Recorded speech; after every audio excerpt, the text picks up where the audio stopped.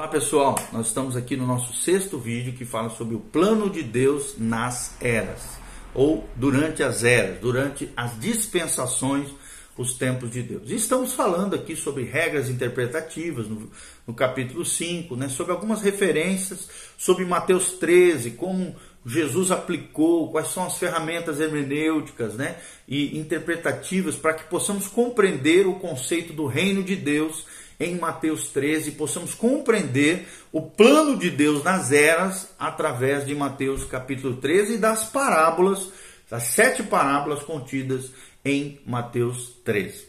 Como nós falamos, no finalzinho aqui do vídeo número 5, temos 4 parábolas contadas por Jesus em Mateus 13, que ele contou em público, e 3 parábolas que ele contou em particular, na sua casa, apenas para os discípulos. Então, estas evidências demonstram que as 4 primeiras são novos tesouros da verdade divina, e as 3 últimas são os velhos tesouros que ele menciona no versículo 52 de Mateus 13, ou seja, verdades reveladas anteriormente. Então, a presente era apresentada numa série de 7 figuras progressivas, que descrevem o curso do reino em mistério. Em primeiro lugar, nós queremos mencionar quais são as coisas novas, ou seja, as 4 primeiras parábolas que foram faladas, ensinadas publicamente por Jesus e são mencionadas no capítulo 13 de Mateus. Primeira delas, a semente e os solos, que representa o quê? A proclamação do reino. Segundo lugar, a segunda parábola foi a parábola do trigo e do joio, que é uma referência à falsa imitação do reino. Terceiro lugar, o grão de mostarda, que fala sobre a expansão visível do reino de Deus. E em quarto lugar, a parábola do fermento, que fala sobre a corrupção traiçoeira do reino, ou seja, a corrupção que pode adentrar no reino de Deus. E depois de falar das coisas novas, Jesus fala de 3 outras parábolas que são as coisas velhas. A primeira delas, seria a quinta parábola, o tesouro escondido, que é uma referência à nação israelita. A sexta parábola, a parábola da pérola preciosa, que fala sobre o remanescente judeu durante a tribulação. E muitos entendem ser essa uma referência também à igreja e não a Israel. E a sétima parábola é a parábola da rede, fala sobre o julgamento das nações no final da tribulação, conforme a obra Prophecy and History de Graham Scrooge, um grande teólogo dispensacionalista. Ele escreve isso na página 123, a página 125 da sua obra Prophecy and History, que traduzindo em português seria profecia e história. Então, nós vamos falar sobre a interpretação das parábolas. Não é possível nem necessário dar uma exposição pormenorizada dessas parábolas para vocês. Nós só vamos delinear a revelação do Senhor sobre o decurso da presente era, como é que se processou essa presente era, e isso será suficiente para uma consideração nossa escatológica que nós estamos fazendo aqui através desses vídeos. Primeiro, a parábola do semeador e dos solos, que está lá em Mateus 13, de 3 a 9 e de 18 a 23. Então, com base na interpretação apresentada pelo Senhor, vários fatos importantes são dados a conhecer sobre a presente era, sobre a dispensação da igreja, a era da igreja, a dispensação da graça. Primeira delas, essa era será um período caracterizado pela semeadura da semente, que é a palavra de Deus, a pregação do Evangelho. E nessa passagem paralela de Marcos 4,14 é revelada como a palavra de Deus, a palavra de proclamação do reino de Deus, mas aqui é vista como os filhos do reino. Em segundo lugar, dentro da era, ou seja, dessa dispensação da igreja, a era da graça, dispensação da graça, a era da igreja, há uma diferença marcante na preparação dos solos para a recepção da semente plantada. E é o que nós vemos hoje acontecendo na história da igreja. Terceiro lugar, essa era da igreja é marcada pela oposição à palavra de Deus por parte de um mundo carnal e do diabo. E em quarto lugar, no decurso dessa era, ou seja, na era da igreja, haverá uma resposta decrescente à semeadura da semente de 100, passando por 60, até 30 por 1. E tal é o curso desta era que nós vemos hoje. Marcos 4,13 mostra que essa parábola, com a revelação do plano de Deus, é básica para entender as outras parábolas no discurso do Messias, no discurso de Jesus de Mateus 13. Então as parábolas restantes lidam com o desenvolvimento do plano de semeadura.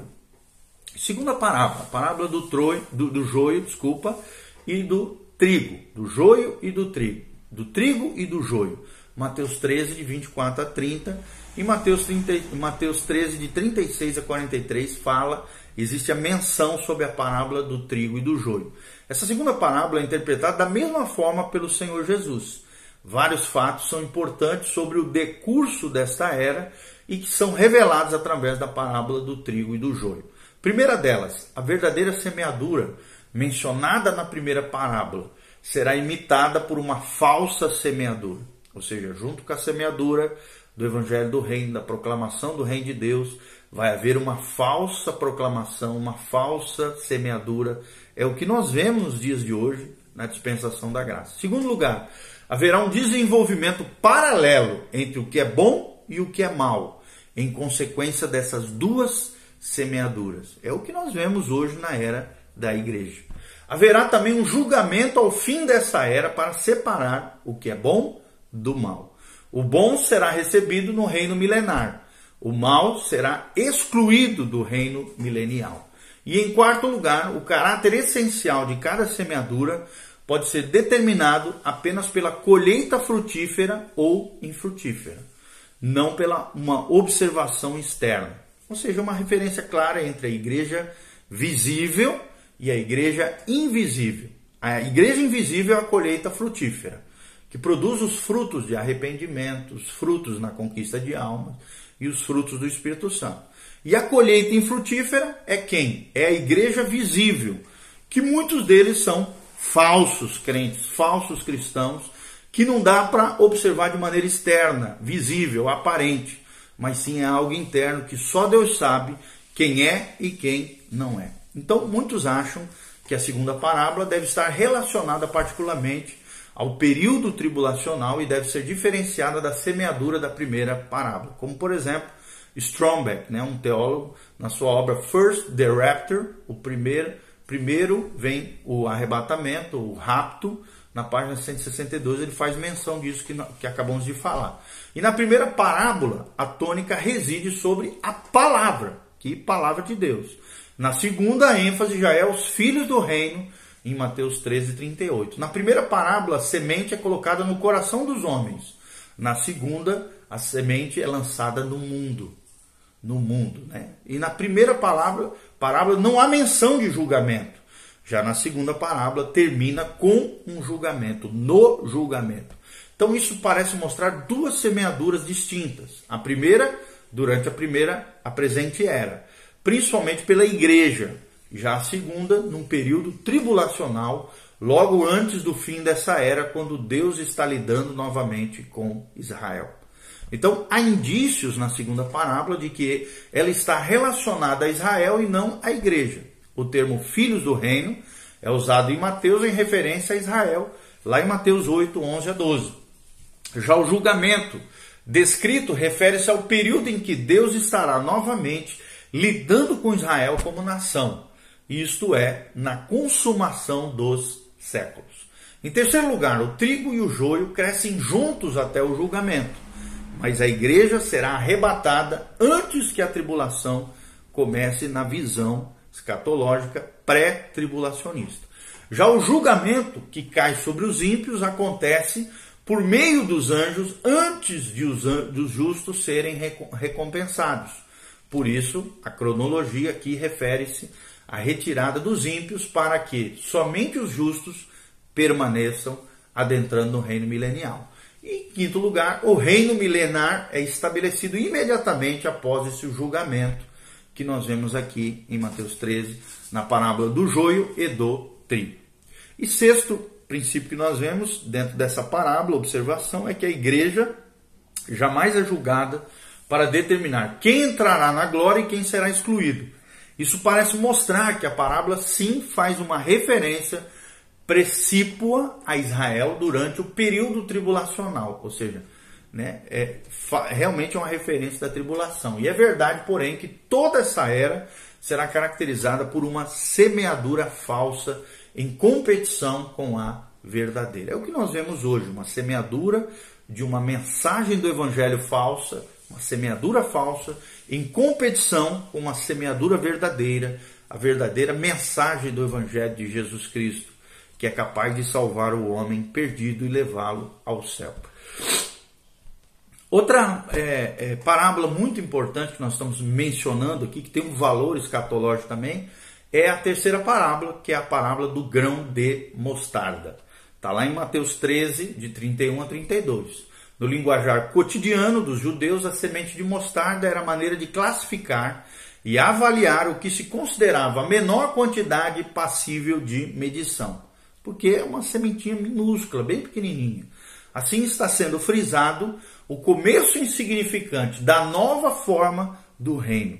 A mostarda é uma planta que em apenas um ano passa de uma simples semente a uma árvore de 6 a 10 metros de altura. E essa parte da parábola ressalta o grande crescimento do reino, uma vez introduzido nos tempos nessa dispensação da graça. Ou seja, o reino crescerá de um começo insignificante, né, ali o início da igreja, a era dos patriarcas, até atingir grandes proporções. É o que nós vemos hoje, né? Nós temos praticamente, aí, segundo os especialistas, mais de 1 bilhão e 300 milhões de cristãos pelo mundo. Então o reino crescerá de um começo insignificante, apenas 12 homens, 70 ou 120 que estavam no cenáculo, até grandes proporções. Historicamente, a nova forma do reino teve início com apenas um punhado de propagadores, como eu falei aqui em Atos 2. Mas a despeito disso, alcançou enormes proporções que nós vemos hoje. Então, na profecia de Daniel, capítulo 4, 1 a 37, a grande árvore representava o reino de Nabucodonosor, no versículo 20 a 22 de capítulo 4 de Daniel. As aves que se aninhavam nos seus ramos representavam os povos que se beneficiavam do reino de Nabucodonosor, no versículo 12. Aqui, a semente de mostarda revela que o reino de Deus, em sua nova forma, terá um começo insignificante, mas crescerá até atingir proporções enormes. Multidões se beneficiarão desse reino bendito do nosso Senhor Jesus. E nós temos visto isso na presente era, né? Por exemplo, aquelas multidões, quando a gente assiste aqueles vídeos do Reinhard Bonk pregando na Nigéria, lá no Quênia, né? E aquelas multidões, milhões de pessoas recebendo Cristo como Senhor e Salvador, fala sobre isso que nós estamos falando, dessa parábola do grão de mostarda. A quarta parábola é a parábola do fermento, Mateus 13, 33. Quando mencionado nas Escrituras, o fermento tem muitas vezes conotações negativas, né? Como, por exemplo, Êxodo 12, 15, Levíticos 2, 11, Mateus 16, 6, Marcos 8, 15, 1 Coríntios 5, 6 a 8 e Gálatas 5, 6. Todas essas menções que nós estamos falando aqui têm conotações negativas. Seu uso nos sacrifícios representam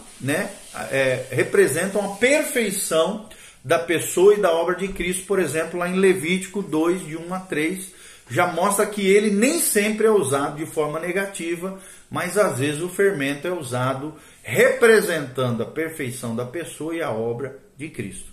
Nessa passagem de Levíticos 2, a tônica não está no fermento em si, né? Nessa passagem agora, uma referência de Mateus 13. A tônica não está no próprio fermento em si, no elemento fermento, como se para realçar o seu caráter, mas no fato de que o fermento foi escondido na massa, destacando assim a maneira pela qual ele age.